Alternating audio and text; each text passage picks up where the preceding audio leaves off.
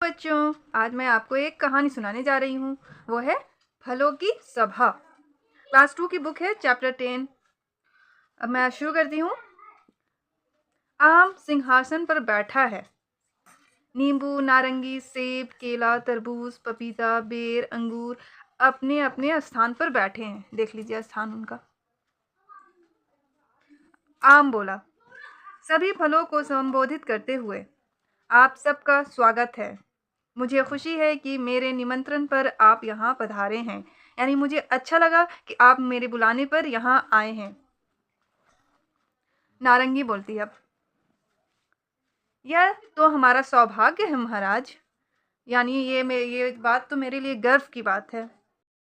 अब आम बोलता है, आजकल लोग फलों के महत्व को समझने लगे हैं और हमसे लाभ उठाने लगे हैं। यानी आजकल लोग फलों के इम्पोर्टेंस को समझने लगे हैं और उनसे फ़ायदे उठाने लगे हैं।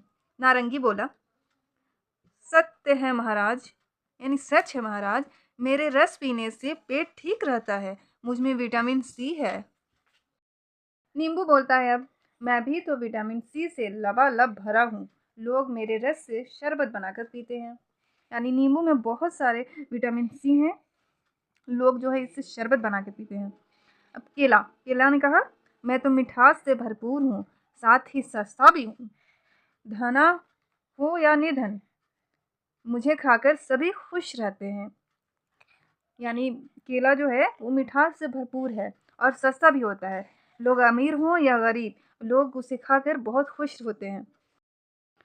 नींबू ने कहा, हाँ हाँ, दक्षिण भारत में रहने वाले लोग तो तुम्हारी सब्जी और चिप्स भी पसंद करते हैं। यानी साउथ इंडिया में लोग उसकी सब्जी और चिप्स भी बनाते हैं केले से। सेब ने कहा, मैं अपनी प्रशंसा क्या करूं।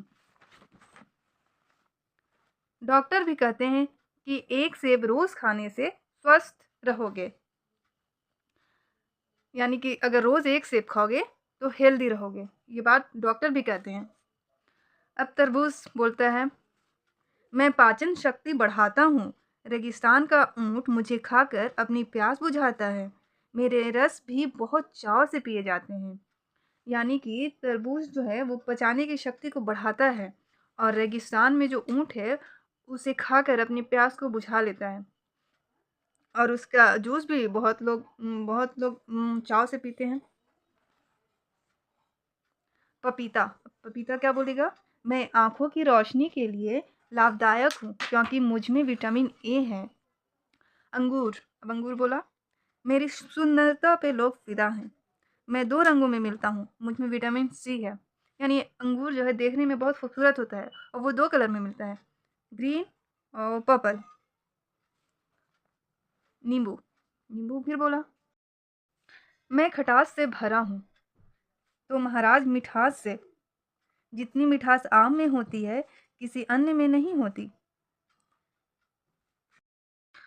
अब आम, इस सभा को बुलाने का उद्देश्य भी यही था कि आप हम लोगों को अपने महत्व यानी इम्पोर्टेंस के बारे में बताएं ताकि इनसे सभी लोग लाभ उठा सकें, यानी कि उसके फ़ायदे जान सकें, फ़ायदे उठा सकें। आज की स्टोरी यहीं तक थी। आपको ये स्टोरी कैसी लगी आप हमें कमेंट्स में ज़रूर बताएं। Thanks for watching.